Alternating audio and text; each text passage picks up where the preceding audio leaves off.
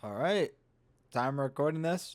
It's the 21st. So, literally the last day I had to record this video.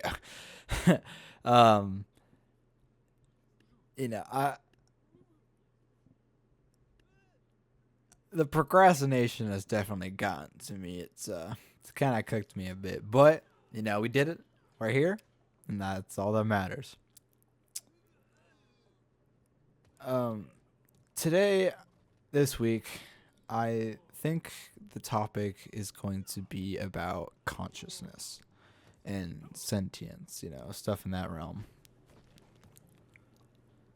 But consciousness, sentience, that kind of thing, it's such a crazy thing. It's insane, Humans, we are insane.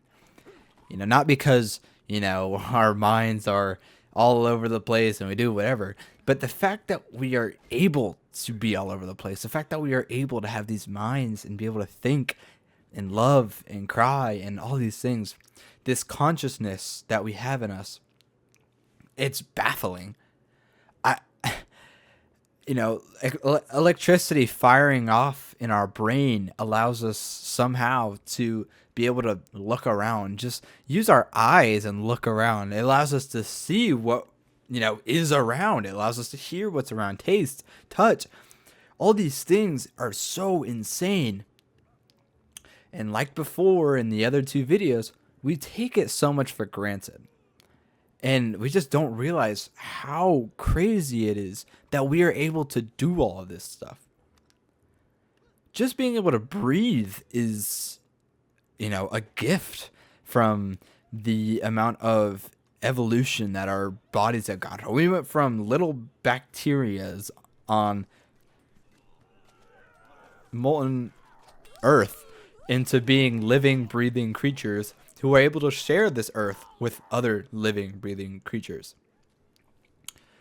But with humans, it's unique because we are the most advanced species on our earth, and we're the only species who is advanced like us. You don't see a dog going out walking his pet human.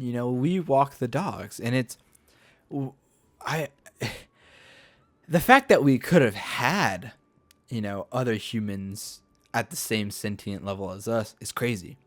But we don't. The Neanderthals, all those dudes, the other homos, with us being Homo sapien, and we somehow, won that race, I guess. We're the only ones who are able to think and bond among us. But the sentience that we have is just, astonishing, but it's also scary because with sentience and knowledge comes pain and comes, everything that comes with it. Just being able to know what you are is, both beautiful and scary. Being in the universe that we are, being able to think that, like, oh my god, I am alive. I can feel, my the hairs on my body. I can feel the sock I'm wearing. You can feel everything. And the fact that that you're feeling that, like, that is so crazy. I, am so happy that I got to be sentient and be this. Because if I was just like a rock in another universe, that's such a bummy life. It's not even life. It's just bummy. Like, I would hate to be a rock or a tree or any other form of life other than a human in the way I am. And with our sentience, we will truly never know anything. Like, we don't know what it was like to be before we were born. We don't even know, if we're even in a simulation. That is something I think about all the time that I am horrified of. Like, what if this entire thing is a simulation? Because, scientists with the new technology that we have, computers are only, what, like less than 100 years old, maybe a little bit older, but it's around that area of where, like, a person, a human has lived to see the creation of computers and the technology expand. But with that technology that we have now, scientists have found a way to, or it was something I saw, but they did a butterfly and they made this butterfly in a simulation, and I think they gave it artificial intelligence or something like that. But the butterfly in that simulation would never know that it is part of the simulation. It just knows what it is. And if we can do that with the technology we have, imagine what a species could do with, a technology far, far advanced of what we have. Your entire belief system would just change, and the fact that you are sentient, it begs the fact, like, are we really sentient in a way that is natural, or are we artificially created? It's but the fact that we have this sentience allows us to think that way, allows us to ponder and wonder that, what am I? Am I just flesh? Am I just a flesh suit with a brain that controls it? Do I mean something? Am I, is the egg theory real? Are we all gods? Or am I everyone?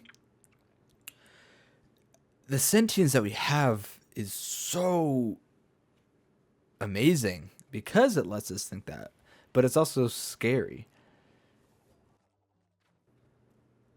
And with it also being scary, another thing I want to point out is that scientists, yeah, humans, but we've never really found out where our consciousness and, like, where our sentience is.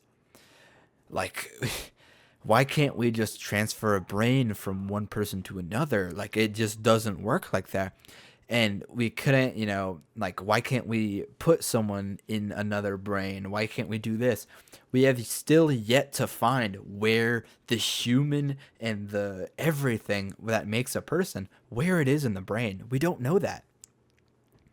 There are speculations, but there's really no way of testing that this is what, holds us.